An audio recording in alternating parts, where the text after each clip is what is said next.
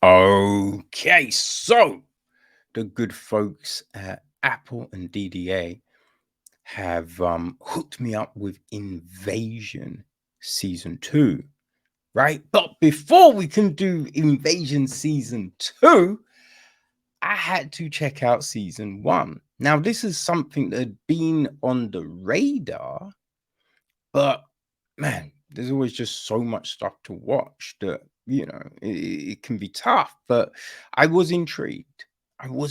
So, yeah, I gave Season 1 a look. Now, it was created by Simon Kinberg and David David Weil, right?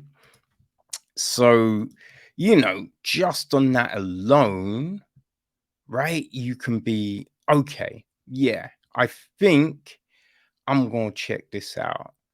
You know what I mean? Because Kimberger's man, he's written a lot, right? He did some Twilight Zone. He wrote Star Wars Rebels. Um, there's the upcoming Lift. He wrote and directed the 355, which we checked out last year and was great. He wrote a lot of the X-Men stuff, right? Deadpool 2, Dark Phoenix, The New Mutants, Logan, X-Men Apocalypse, First Deadpool, The Martian, Chappie, right? Fantastic Four, the Josh Trank one, Days of Future Past, which he also directed. He wrote Elysium back in the day, X-Men First Class, which was, the reboot, as it were, which was great. Wrote and directed Jumper. You know, he's been, heavy in a lot of this stuff. So yes, when his name came up, I was like, all right, yeah, that makes it worth checking. You know, also you have got um okay, so it's 10 episodes, right? So Jakob Jakob Verbruggen directs episode 1 last day with Kinberg and Weil writing. They also collaborated on episode 2 Crush. Episode 3 Orion is directed by Jamie Payne and written by Kinberg and Weil. Payne also writes episode 4 The King is Dead. Kinberg solely writes that one.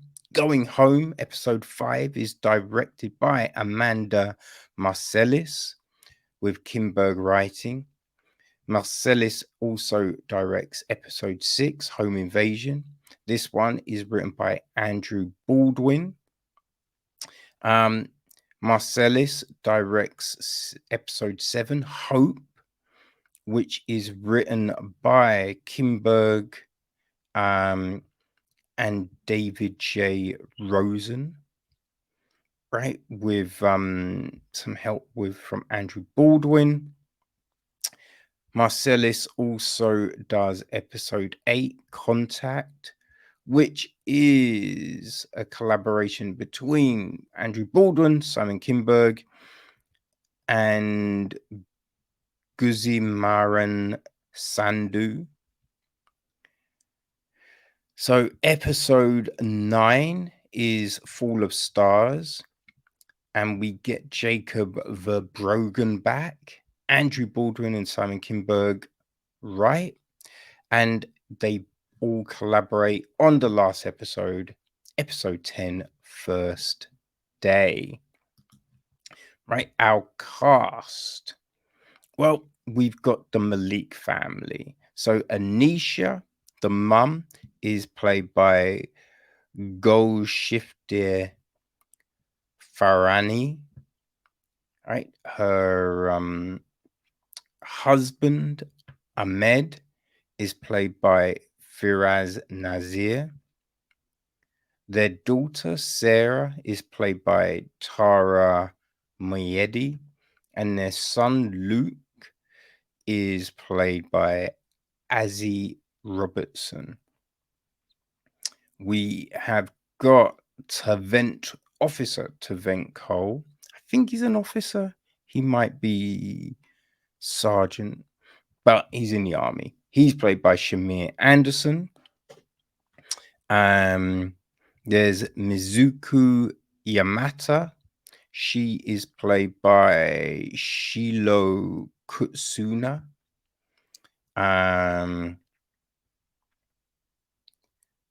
We've got her friend and colleague Kato Kyojuchi, played by Dazuke Tuja.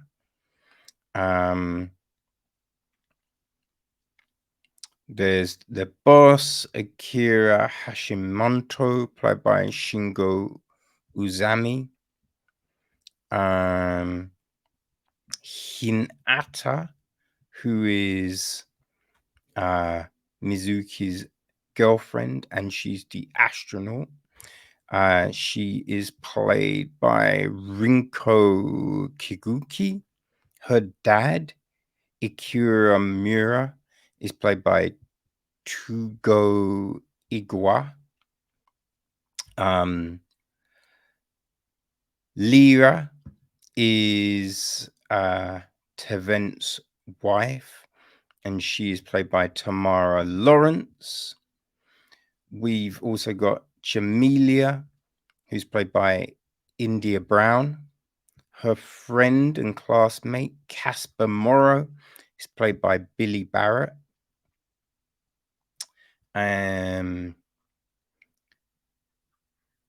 There's some of their classmates, Monty, who is played by Paddy Holland.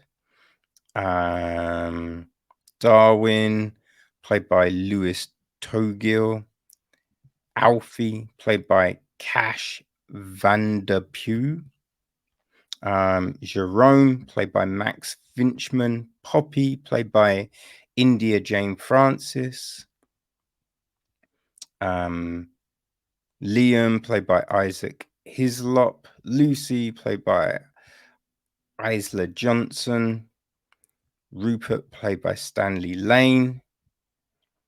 Who else do we have?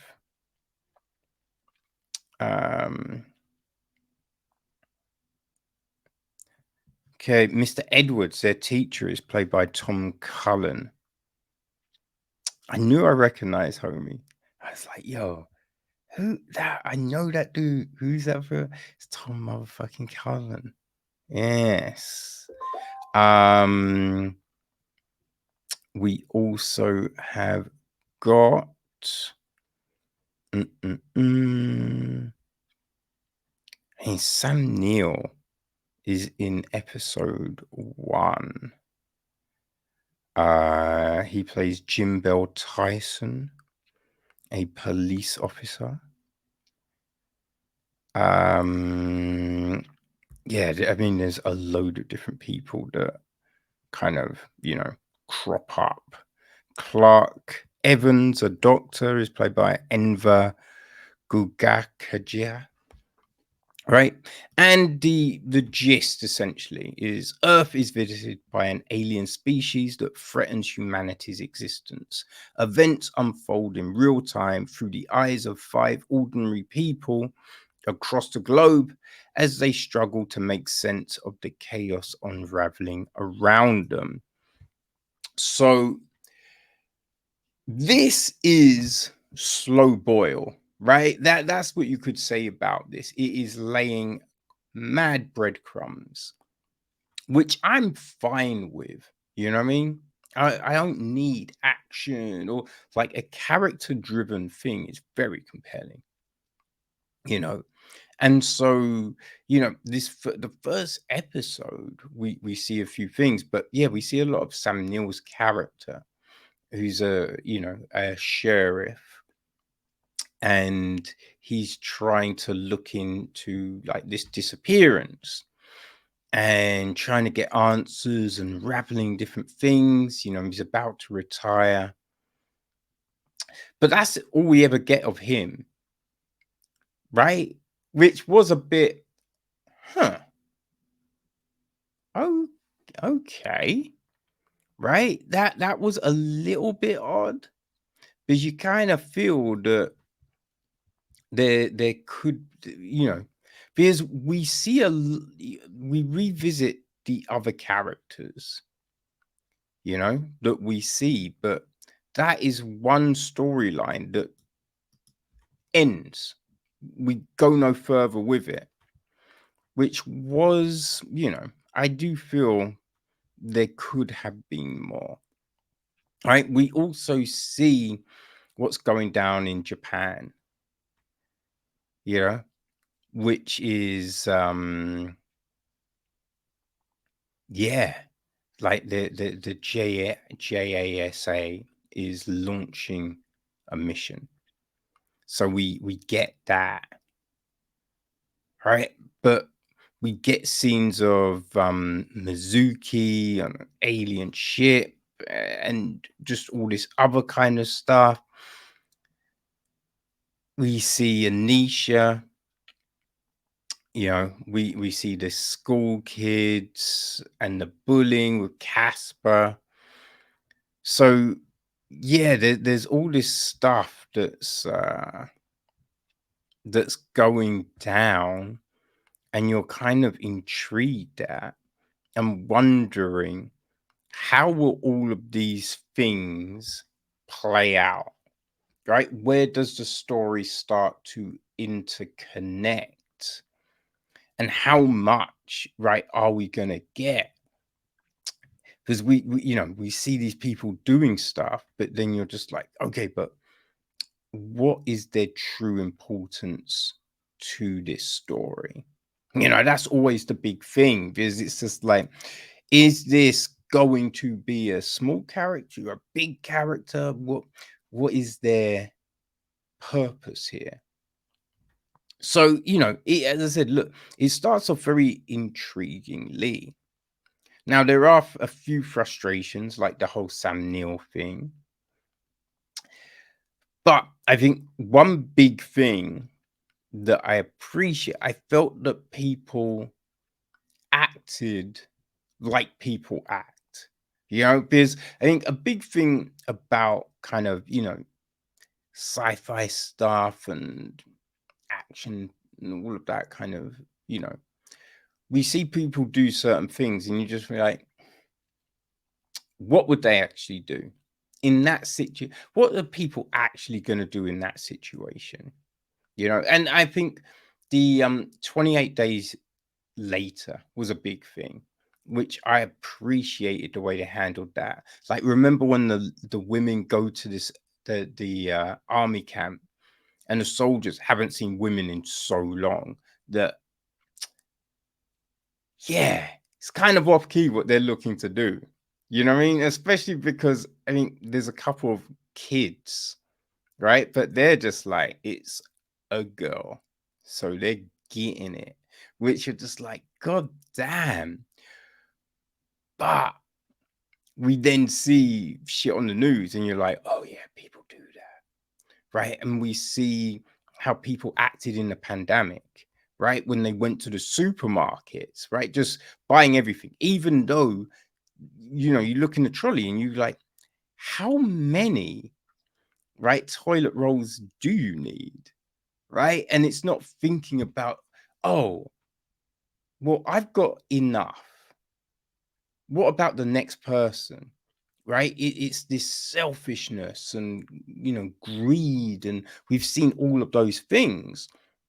So when some of these storylines start to unfold, right, and you see the whole Malik family thing, that it was grimy as fuck, right? And oh boy, you are feeling for one of these characters. But also, I appreciated that they went where they went, right? That it started to get selfish, that it was just like, someone was prepared to do certain things, and it's just like, oh, you piece of shit. What the fuck, man? That's not cool, right? That's not cool at all. But I appreciated that. That was great. That was a great thing to see, for a story, for something that makes sense.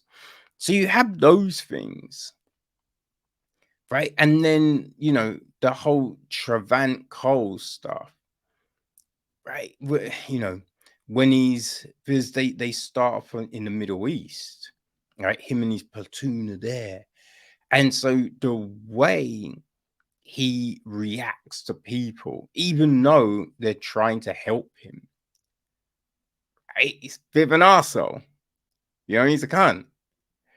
But again, it's like, yo, that makes so much sense, right?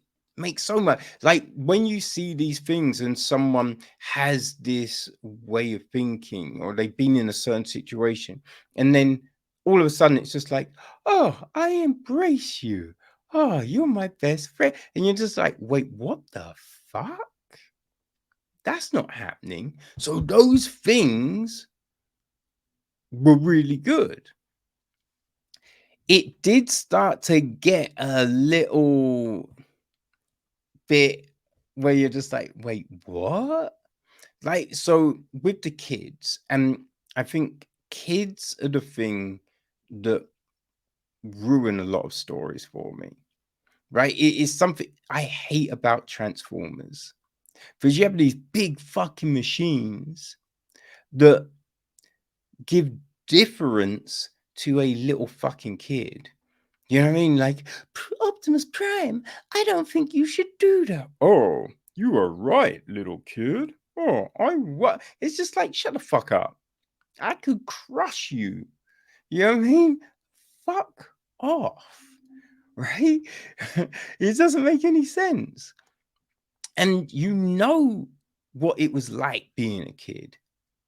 So when you see some of the actions, right? There's things Casper does. Now, Casper's getting bullied for sure, but there's certain things he does where you're just like, I don't know, right?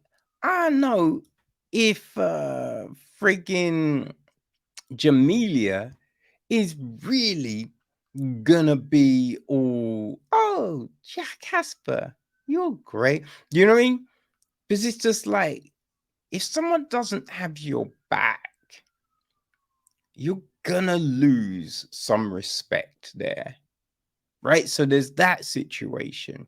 The fact that Casper's friends don't really have his back when it goes down, even though there's more of them as a group, you can do some things, right?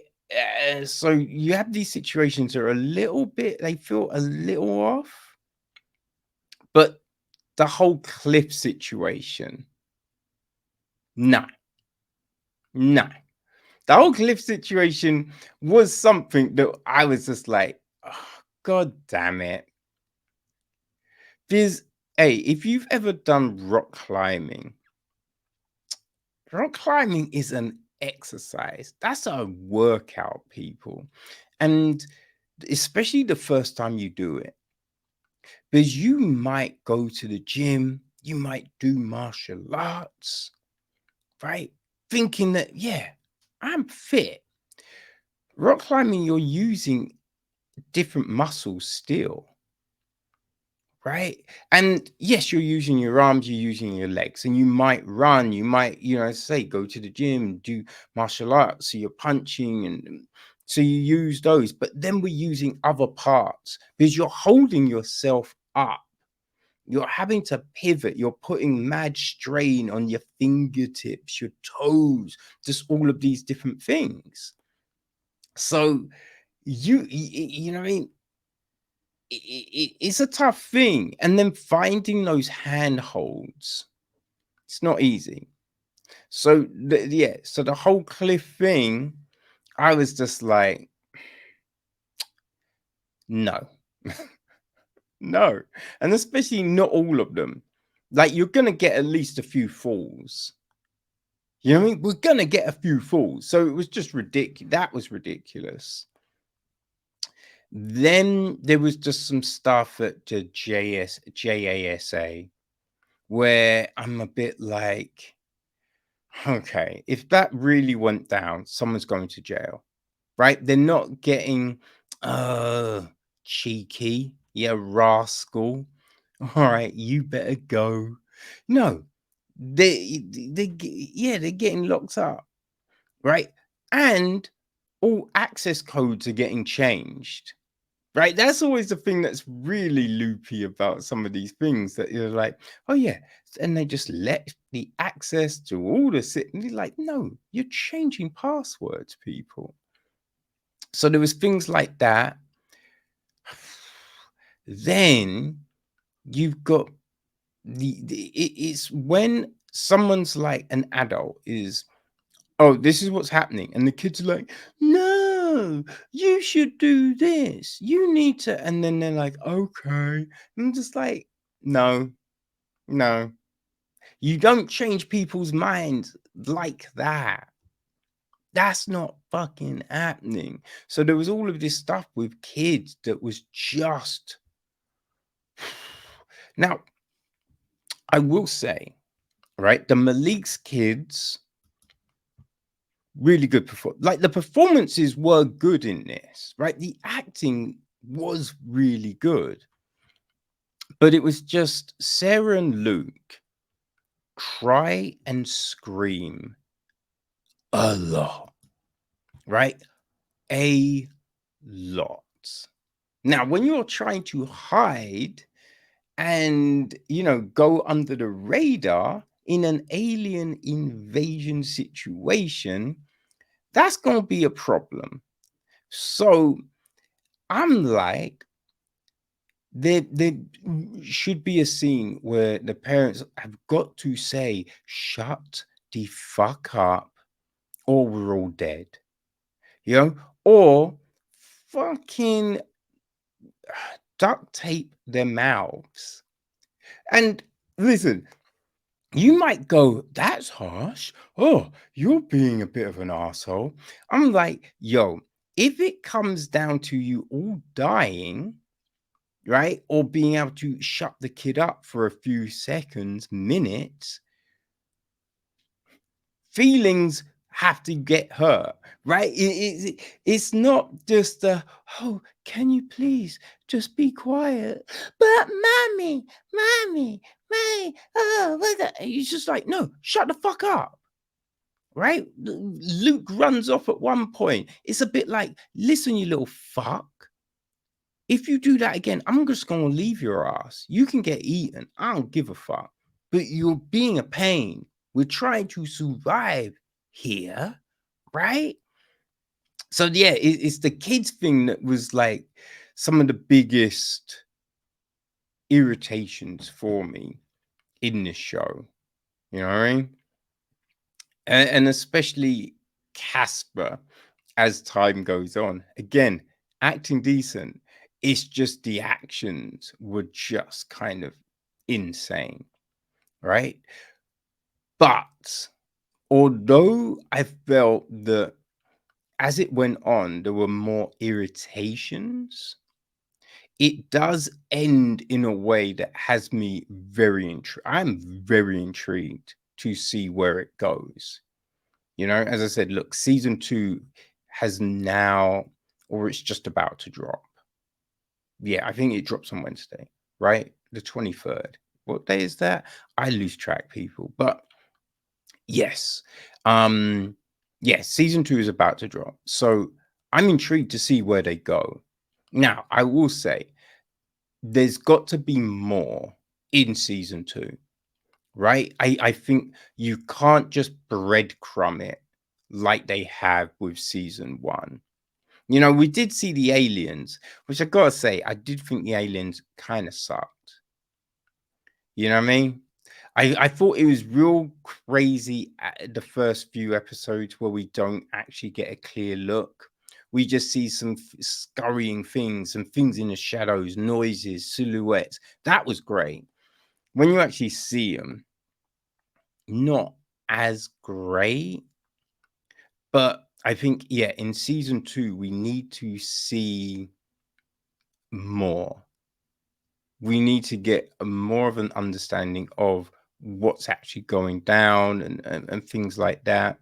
Like, because when you think of stuff, you know, they're trying to work out language and everything like that. I thought the way that was all depicted in the film Arrival, you know, Denis Villeneuve, Amy Adams, Jeremy Renner, that was awesome.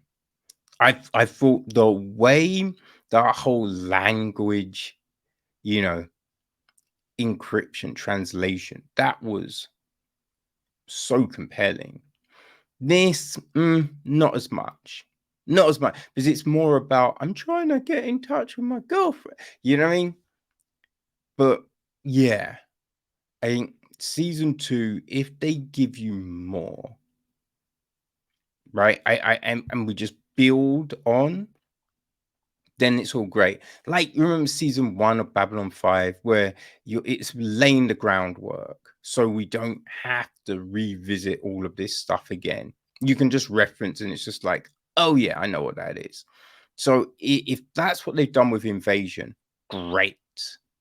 You know, so yeah, I'm intrigued. I'm very intrigued to see where it goes. You know, was it perfect? No. Had some very good ideas. Definitely had some good ideas. So yes, if you are a sci-fi fan, then yeah, I'd say definitely give it a check. I don't think it was as strong as Foundation, because I love Foundation. I loved, right? Supposedly not everyone did. I did though. I love Foundation. So yeah, I don't think Invasion was as tight as that, but it was definitely intriguing. So yes. Season 2, like season 1, has 10 episodes. So yeah, we will be checking that one out for sure. But season 1, Apple TV, people. So yeah, if you've got Apple, might be worth a look.